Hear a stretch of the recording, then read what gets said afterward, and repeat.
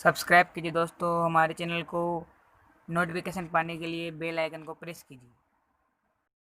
बच्चों, online classes में आपका स्वागत है। आज हम क्लास 6 में सामाजिक विज्ञान में लेसन नंबर 5 पृथ्वी के प्रमुख परिमंडल कौन कौन से हैं, इसके बारे में आज इस वीडियो में अध्ययन करेंगे। जैसा कि आप पिछले अध्याय में पढ़ चुके हैं कि पृथ्वी एकमात्र ऐसा ग्रह है जहां पर जीवन संभव है। मानव को जीवित रहने के लिए पृथ्वी एकमात्र ऐसा ग्रह है जहां पर सारे तत्व मौजूद है जीवित रहने के लिए। जैसे भूमि, जल, हवा पृथ्वी पर ही मौजूद है। कौन कौन से हैं? भूमि, जल और हवा। कौन कौन से हैं? एक तो है भूमि, एक है जल और एक है हवा।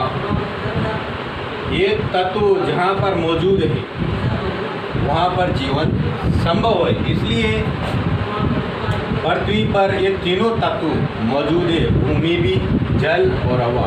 ये तीनों तत्व जीवित रहने के लिए, मानव जीवित रहने के लिए या जीव जगत को जीवित रहने के लिए ये तीनों चीज़ें बहुत ज़्यादा इम्पोर्टेंट है।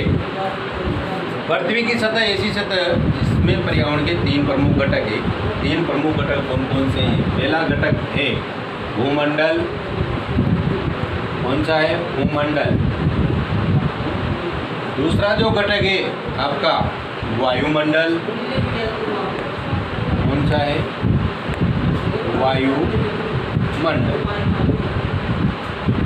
तीसरा है जलमंडल। कौन सा है? जल।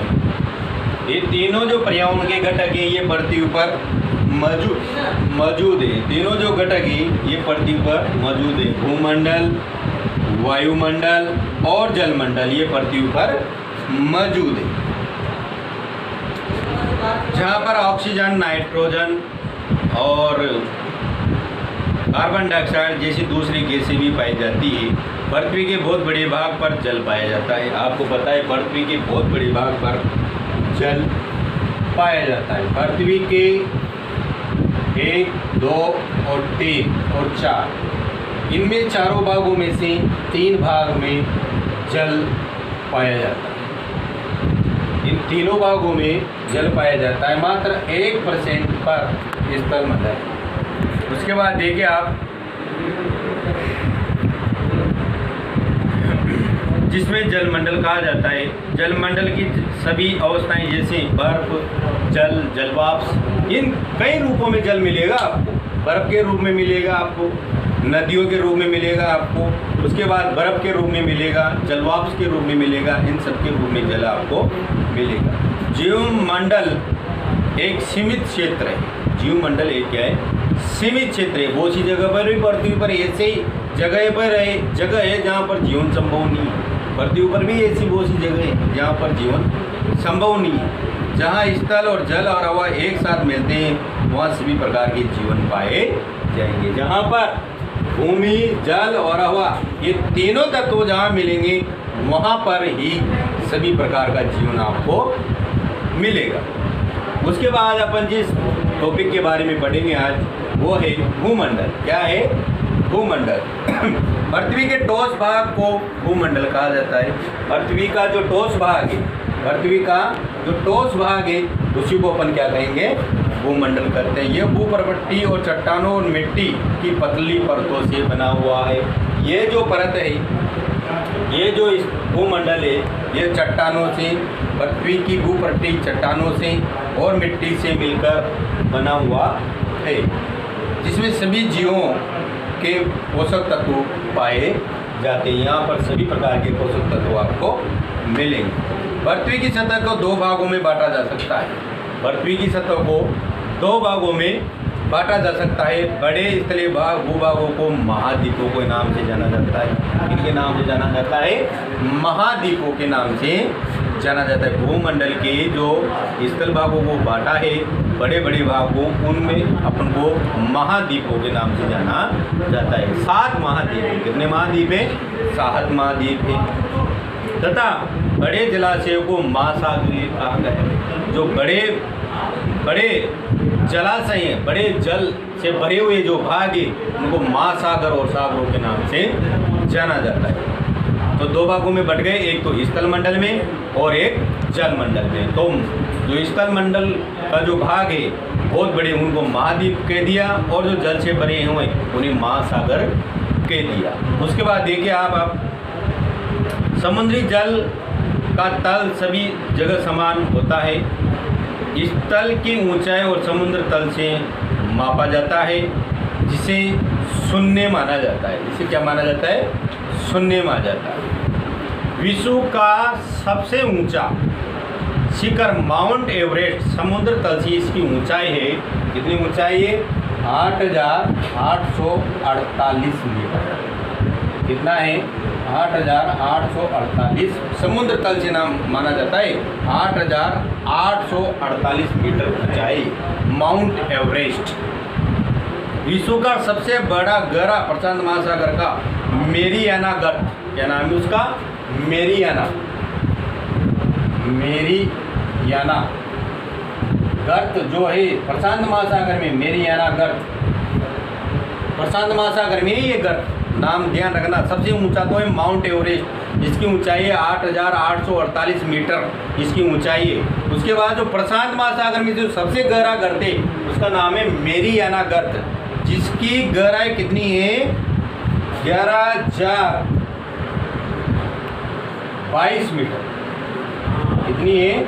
11,022 मीटर इसकी गहराई। ठीक है। उसके बाद देखिए, क्या आपने कभी कल्पना की है समुद्र की गहराई पृथ्वी की सबसे ऊंची बात की इतनी अधिक क्यों हो सकती है? अब हम पढ़ेंगे महाद्वीपों के बारे में। महाद्वीप कितने होते हैं, कितने नहीं होते हैं, उसके बारे में थोड़ा सा। पृथ्वी पर 7 प्रमुख महाद्वीप हैं। कितने प्रमुख महाद्वीप हैं? 7 प्रमुख महाद्वीप हैं।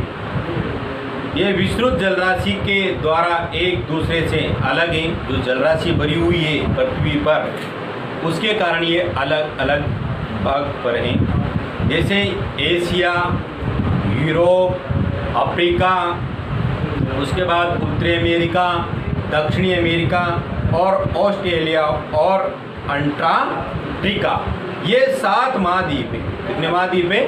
7 महाद्वीप हैं। एक बार और नाम सुन लें आप इनका।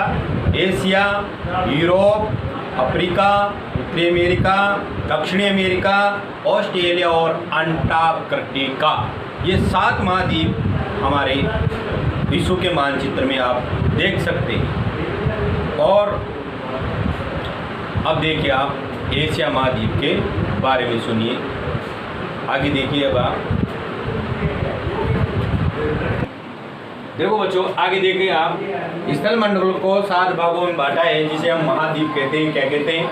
स्थल मंडल को 7 भागों में बांटा है, जिसे हम महाद्वीप कहते हैं। महाद्वीप, सबसे बड़ा जो महाद्वीप है अपना, सबसे पहला जो महाद्वीप है वो है एशिया महाद्वीप। कौन सा है? एशिया महाद्वीप। एशिया महाद्वीप विश्व का सबसे बड़ा महाद्वीप है। विश्व का सबसे बड़ा महाद्वीप कौन सा है? एशिया महाद्वीप। ये पृथ्वी के कुल क्षेत्रफल के 1/3 भाग में फैला हुआ है। 1/3 भाग में एशिया महाद्वीप फैला हुआ है। यह महाद्वीप पूरी उत्तरी गोलार्ध में स्थित है। कहाँ पर स्थित है? पूरी, जो आपने पृथ्वी का जब गोलार्ध बनाते हैं अपन, ये उत्तर, दक्षिण, पूर्व और पश्चिम, इस वाले गोलार्ध में एशिया महाद्वीप स्थित है। आगे देखिए आप, कर्क रेखा इस महाद्वीप से होकर गुजरती है। जो कर्क रेखा है, कौन सी रेखा? जो कर्क रेखा है वो इसी महाद्वीप से होकर गुजरती है। कौन सी रेखा? कर्क रेखा। कर्क रेखा जो है इसी महाद्वीप से होकर गुजरती है। एशिया के पश्चिम में यूराल पर्वत है। कौन सा पर्वत है? यूराल पर्वत है। उसके बाद यहाँ पर यूराल पर्वत स्थित है। अब आगे देखिए आप, उसके बाद देखिए यूरोप प्लस एशिया। पहले इसको यूरोएशिया कहा जाता था। यूरोप एशिया का बहुत छोटा भाग है। इसी का भाग है यूरोप। इसी का, ये पहले नंबर का, इसी का भाग है यूरोप, जिसे पहले यूरेशिया कहा जाता था। यह महाद्वीप एशिया के पश्चिम में स्थित है। कहाँ? एशिया के पश्चिम में स्थित है। उसके बाद देखिए आप, आर्कटिक वृत्त इससे होकर गुजरता है। ये तीन तरफ से जल से घिरा हुआ है। ये यूरोप जो महाद्वीप है ये तीनों तरफ से जल से घिरा हुआ है। उसके बाद देखिए आप, विश्व के मानचित्र में इसकी स्थिति का देखिए अब आप, ये एशिया के पश्चिम में स्थित है। ये तीनों तरफ से जल से घिरा हुआ है। उसके बाद देखिए आप, अफ्रीका महाद्वीप कौन सा है? अफ्रीका महाद्वीप। अफ्रीका एशिया के बाद विश्व का दूसरा बड़ा महाद्वीप है। एशिया के बाद अफ्रीका विश्व का दूसरा बड़ा महाद्वीप है। विषुवत वृत्त शून्य अक्षांश इस महाद्वीप के लगभग मध्य भाग से होकर गुजरती है। इस महाद्वीप के लगभग मध्य भाग से होकर गुजरती है। अफ्रीका का बहुत बड़ा भाग उत्तरी गोलार्ध में स्थित है। अफ्रीका का जो बहुत बड़ा भाग है वो उत्तरी गोलार्ध में स्थित है। उसके बाद देखिए, एक ऐसा महाद्वीप जिसे होकर कर्क, विषुवत वृत्त और मकर तीनों रेखाएं गुजरती है। अब आपको ये देखना है, एक ऐसा महाद्वीप है अफ्रीका जहां से तीनों रेखाएं कर्क, विषुवत और मकर तीनों रेखाएं गुजरती है इस महाद्वीप से, अफ्रीका महाद्वीप से। सहारा का रेगिस्तान विश्व का सबसे बड़ा गर्म रेगिस्तान जो कि अफ्रीका महाद्वीप में स्थित है। सहारा का रेगिस्तान जो विश्व का सबसे बड़ा रेगिस्तान है वो, और सबसे बड़ा गर्म रेगिस्तान है। सबसे बड़ा गर्म रेगिस्तान जो है वो अफ्रीका महाद्वीप में ही स्थित है। यह महाद्वीप चारों तरफ से समुद्रों और महासागरों से घिरा हुआ है। यह अफ्रीका महाद्वीप चारों तरफ से समुद्रों और महासागरों से घिरा हुआ है, अफ्रीका महाद्वीप। उसके बाद देखिए आप,